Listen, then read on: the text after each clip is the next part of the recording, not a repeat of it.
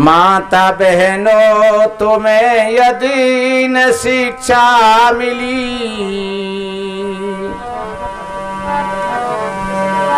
आदर्श नारी कहाने से क्या फायदा।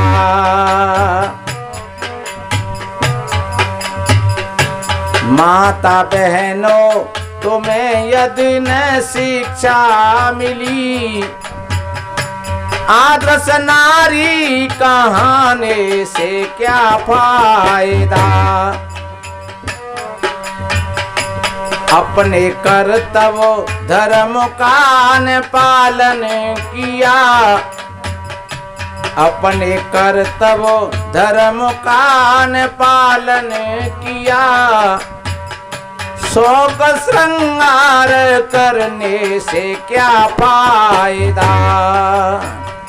शौक श्रृंगार करने से क्या फायदा।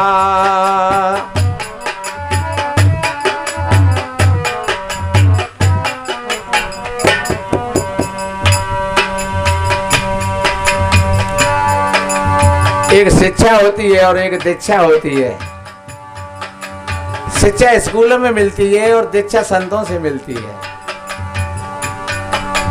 शिक्षा के साथ में जीवन की व्यवस्था होती है और दीक्षा के साथ में जीवन की अमरता होती है।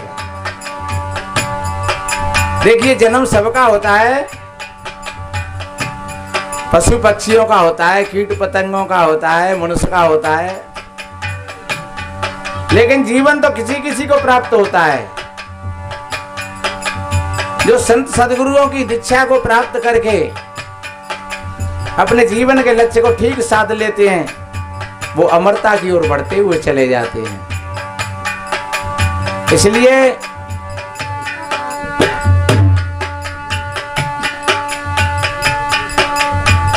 शिक्षा से नौकरी तो मिल जाएगी, 50,000 की मिल जाएगी, 1 लाख की मिल जाएगी, 20,000 की मिल जाएगी,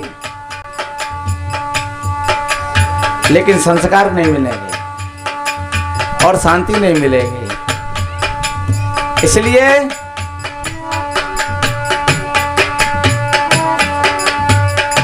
सीता अनसुईया सम नारी बन ना सकी,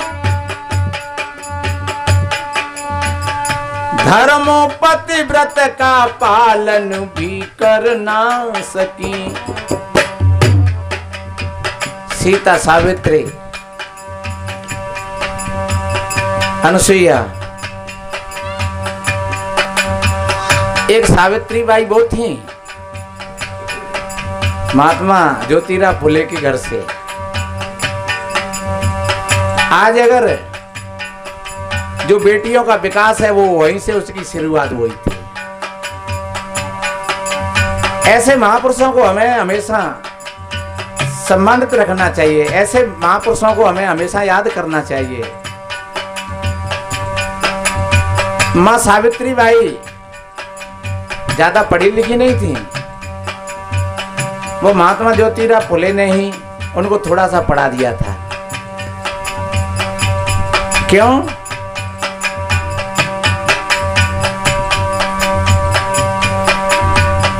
अठारह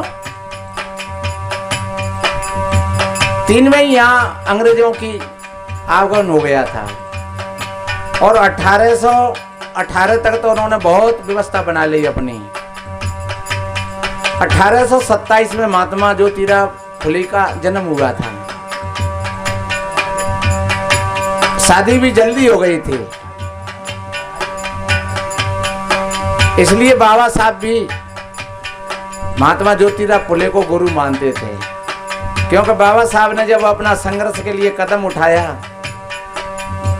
तब से तो, क्योंकि बाबा साहब का जन्म हुआ है 1890 में, महात्मा ज्योतिराव फुले का 1 साल पहले ही शरीर पूरा हो गया था। मां सावित्री बाई का शरीर बाद में पूरा हुआ है। मां सावित्री बाई की गंभीरता देखिए, जब वो पढ़ाने के लिए जाती तो लोग धूल फेंक देते थे, गोबर फेंक देते थे, लेकिन जब वहां वो पहुंच जाती फिर कपड़ा बदल करके और फिर वो अपने उसी कार्य को संभालती थी। बहुत बड़ी बड़ी परिस्थितियां झेली। और सज्जनों ध्यान रखना, जो भाई किसी मार्ग में चलते हैं और किसी मार्ग को काटते हैं, कहते नहीं कि लीक लीक गाड़ी चले, लीक ही चले कपूत, और लीक काट के जो चले तो 8 सपूत। आप सोच रहे होंगे महाराज हमने तो जैसे नहीं कि लीक लीक गाड़ी चले और लीक ही चले सपूत, और लीक काट के जो चले तो 8 कपूत। नहीं, जो वास्तव में जो पुरानी परंपराएं, रूढ़िवाद है, अंधविश्वास की जो लीकें बनी रही हैं, ऐसी लकीरों को जो काट करके चलता है वो सपूत कहलाता है। और सज्जनों उन्हीं लीकों में जो बहता चला जाता है वो सपूत नहीं, वो कपूत होता है। इसलिए जहां अंधविश्वास और रूढ़िवाद की जो परंपरा चली आ रही है, चाहे वो जाति व्यवस्था हो, चाहे वो छुआछूती का रोग हो, चाहे वो बाल विवाह की प्रथा हो, चाहे वे मृत्यु भोज हो, ये सारे के सारे रूढ़िवाद हैं। इन सारे रूढ़िवादों को जो त्याग करके आगे बढ़ता है सज्जनों, वो सपूत होता है। इसलिए मैंने निवेदन किया था कि मां सावित्री बाई, चाहे वो सीता रही हो, अनुसुईया रही हो अपने समय की, चाहे वो सावित्री बाई रही हो, चाहे ज्योतिराव फुले रही हो, चाहे बाबा साहब रहे हो, सज्जनों जो संघर्षों के बीच में कूद पड़ता है वो वीर होता है, महावीर होता है। और जो संघर्षों से भयभीत होकर के गिर पड़ता है वो पड़ा रह जाता है। नहीं, गिरना कोई बुरी बात नहीं है, अगर गिर पड़ा तो फिर खड़ा होकर के चल देना चाहिए। सदगुरु कबीर कहते हैं मार्ग चलते जो गिरे तासर नाई दोष, और कहे कबीर बैठा रहे तासर कर रहे कोस। तो मैं तो निवेदन करता हूं सभी माताओं से और भाइयों से भी, भाई लोग ऐसा नहीं सोच ले कि हमारी पत्नी तो सावित्री बन जाए, हमारी पत्नी तो सीता बन जाए और हम रावण ही बने रहे। ऐसा नहीं, हमारी पत्नी तो अच्छी देवी बन जाए और हम राक्षस बन जाए। ऐसा नहीं, अगर देवी देवी है तो फिर पति को देवता बन जाना चाहिए। तब फिर दोनों का सामंजस्य देखिए। मैंने बोला था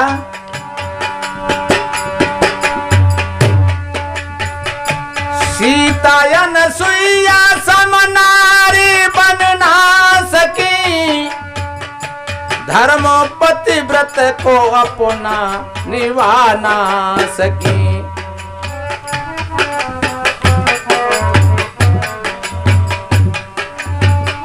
सीता अनुसुईया समनारी बन ना सकी, धर्म पतिव्रत भी अपना निभा ना सकी। शीश पति के चरण में झुका ना सकी, शीश पति के चरण में झुका ना सकी। देव ईश्वर के पूजन से क्या फायदा,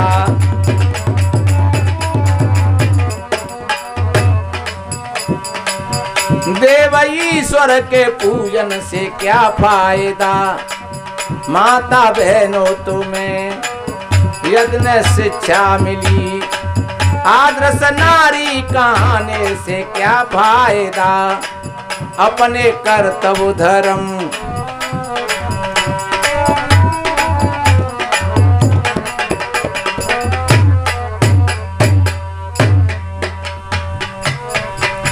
और कितनी बढ़िया बात कही। गौरा गौरी के सम सासु ससुरों को भी सामने साधु गुरु देवताएं जहां।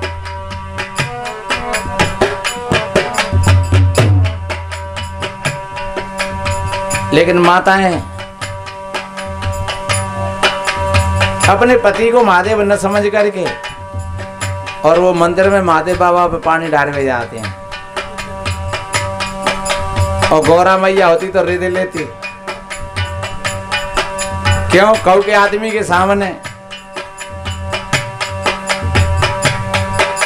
कऊ की बहू बेटी ते को कछु कह दे, भाई कैसी लगेगी?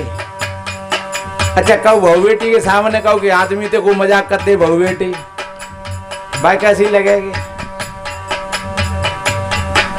अगर गौरा होती तो क्या कहती?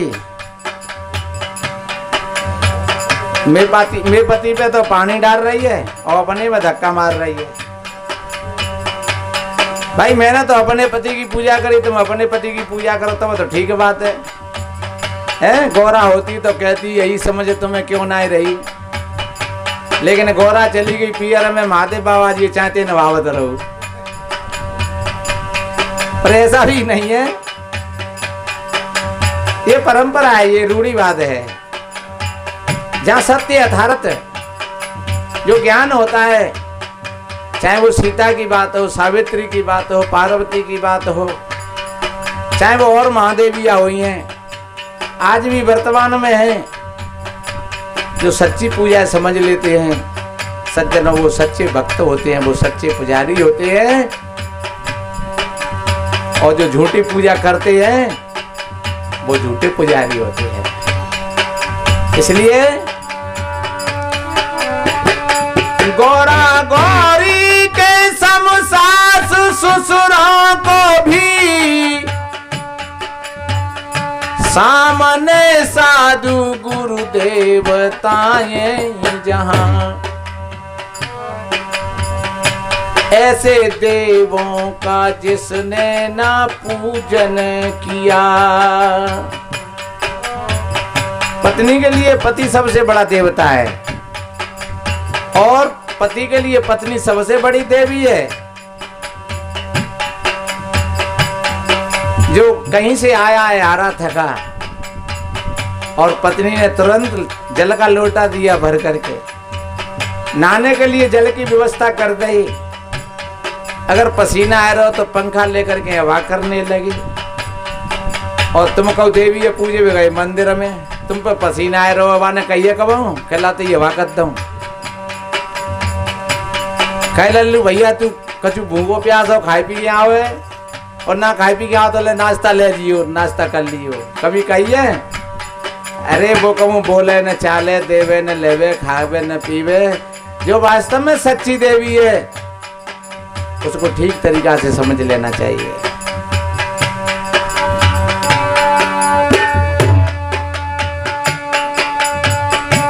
गौरा गौरी के सम सास ससुरों को भी सामने साधु गुरु देवताए जहां, ऐसे देवों का जिसने ना पूजन किया, ऐसे देवों का जिसने ना पूजन किया। शीश जड़ में पटकने से क्या फायदा, शीश जड़ में पटकने से माता बहनों तुम्हें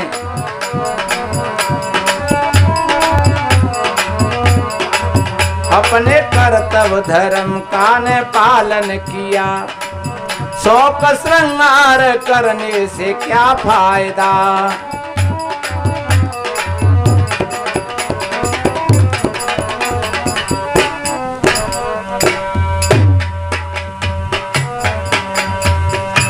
और मैं ये ना कह रहा हूं कि तुम जा करके बुढ़िया मैया से कहियो गल्ला माता तो हम पूज दें अद्दे की सरैया थे। मैं अद्दे की सरैया से नहीं कह रहा हूँ कि अद्दे की सरैया से पूजा करना अपने माँ बड़े बूढ़ों का है। चिल्लाते याद की उतार ले।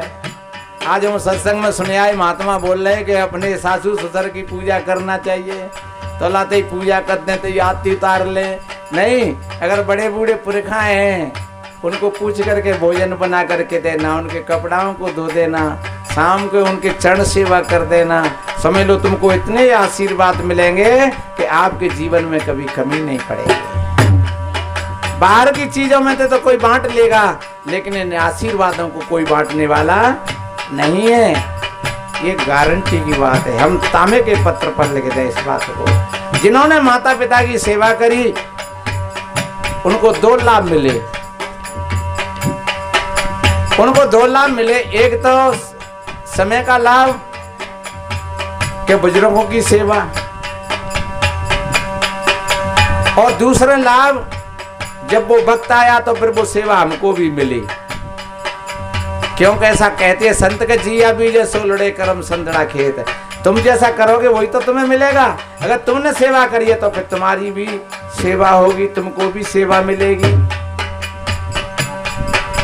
और आगे कितनी एक बढ़िया बात कही,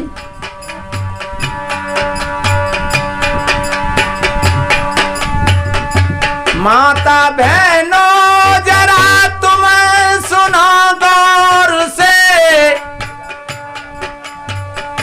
माता बहनों जरा तुम सुनो गौर से, पैदा नर रत्न करने की खानी हो तुम, पैदा नर रत्न करने की खानी हो तुम।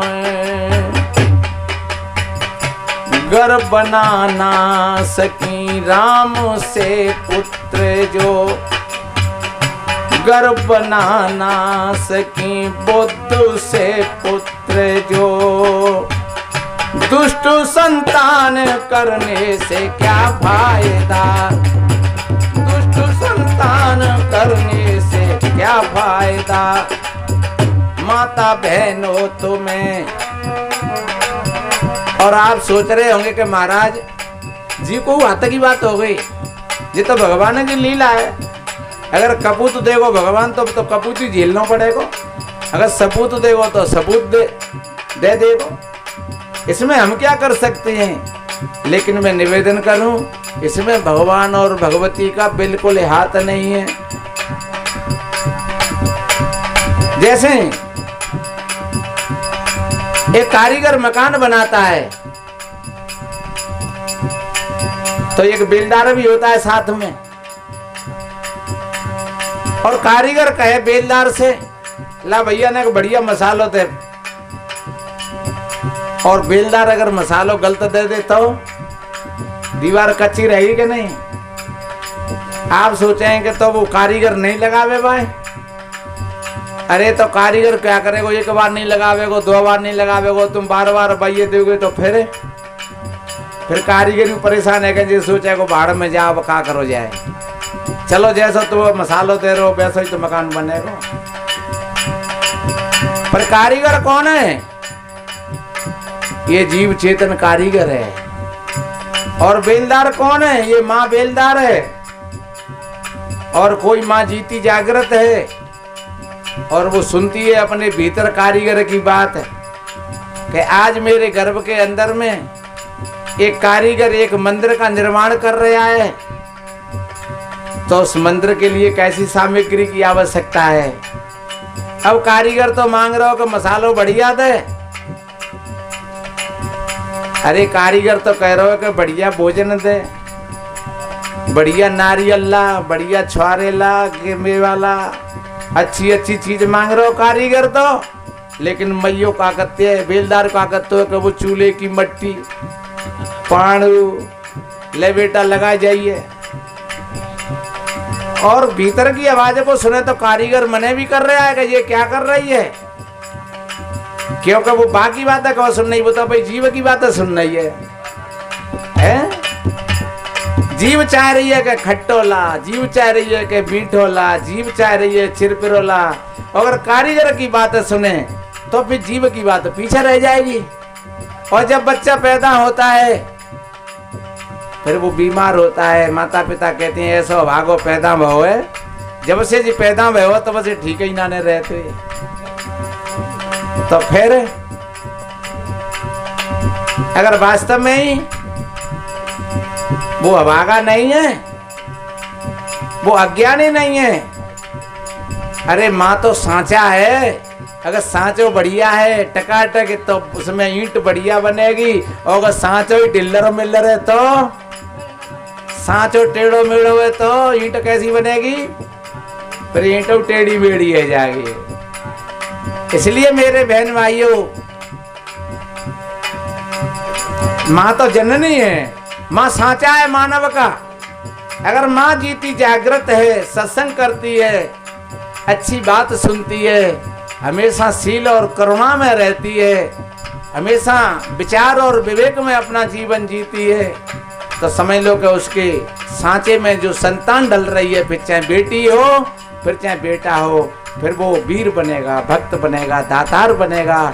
इसलिए किसी भगवान और भगवती पर निर्भर मत हो जाना, अपने भीतर में अपने होश को साधना, देखना। क्या बोला? रामायण में एक चौपाई बड़ी अच्छी आती है, पुत्रवती युवती जग सोई, रघुपति भगत जासु सुत होई, नतर बांझ भल व्याध बयानी।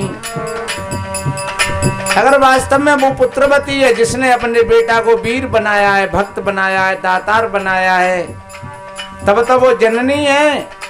अन्यथा फिर क्या कहिए कि नतरो बांझ भले, फिर तो वो बांझ ठीक है। और अगर फिर भी अगर बच्चा हुआ है तो हुआ नहीं है, वो ब्यानी है। ब्यानी शब्द मनुष्य के लिए नहीं है, ब्यानी शब्द पशु के लिए नहीं। कह रहे थे भैंस ने काटा रो है, और कोई ये ना पूछती कि बहू ने काटा रो है, क्योंकि ये दारना शब्द, ये छोड़ना शब्द, ये मनुष्य के लिए नहीं है।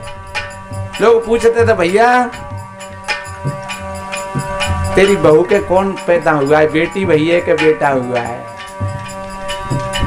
और अगर भैंस गाय तो अरे ते भैंस ने काटा रो, ते गाय ने काटा रो, ते छही ब्याह रही का। कोई ये नहीं कहता है कि तेरी बहू ब्याह रही का है, क्योंकि ब्याने शब्द है वो पशु के लिए है, वो मनुष्य के लिए नहीं है। अरे ये मातृ शक्ति तो जननी है, ये तो जन्म देती है, ये ब्याती नहीं है, ये जन्म देती है संतान को, इसलिए इसको जननी कहा है। कितनी बढ़िया बात कही है कि जननी जने तो भगत जने, जननी जने तो भगत जने, के दाता के सूर, ना तो रहियो बांजरी, वृथा गमावे नूर। घर बना ना सकी बुद्ध से पुत्र जो, घर बना ना सकी राम से पुत्र जो, दुष्ट संतान करने से क्या फायदा। माता बहनों तुम्हें यज्ञ शिक्षा मिली, आदर्श नारी कहने से।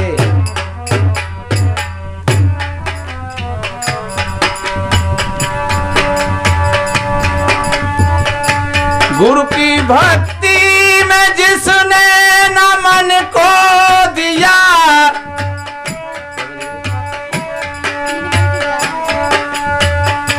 गुरु की भक्ति में जिसने न मन को दिया,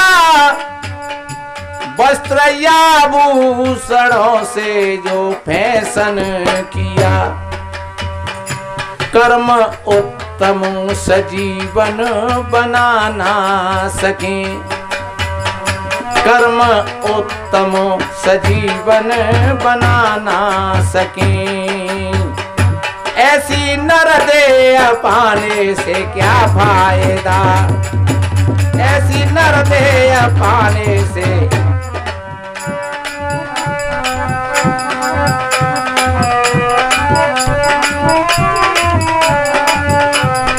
माता बहनों करो विचार, संत उपदेश करे। माता बहनों करो विचार,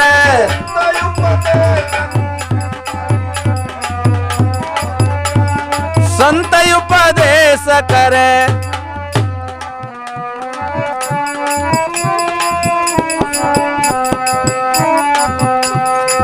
मन अंदर की ग्रंथि खोलो, सबते सत्य मधुर हित बोलो, सबसे सत्य मधुर हित बोलो। हाँ मन के तजो विकार संत उपदेश करें, हाँ मन के जो विकार माता बहनों करो विचार, संत उपदेश करें, भाई बहनों करो विचार।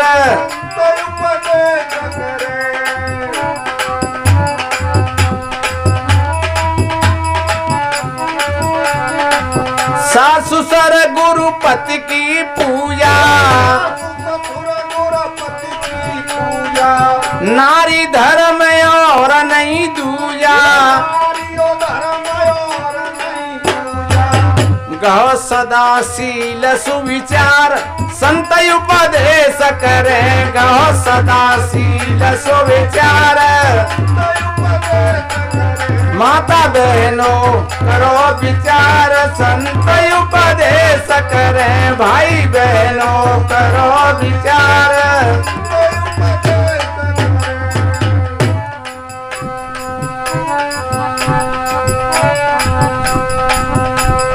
राग द्वेष दिल में मत रखना, सब जीवों को समझो अपना,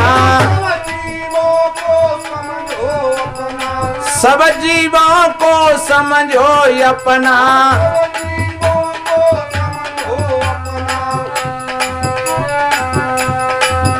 गौ सदा शील सुविचार संत उपदेश करें, गौ सदा शील सुविचार। माता बहनों करो विचार संत उपदेश करें, भाई बहनों करो विचार संत उपदेश करें। दिल अंदर की ग्रंथि खोलो,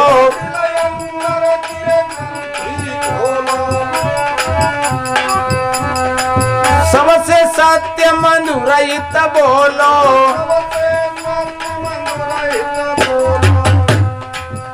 कितनी माताओं को ये पता नहीं रहता है कि हम अपने बच्ची बच्चाओं से क्या बोल रहे हैं। मैं अभी बताऊंगा। ये छोटी छोटी बात नहीं है, ये बहुत बड़ी बड़ी बात है जीवन जीने के लिए। सदगुरु सुवर्ण शरण सिधारो,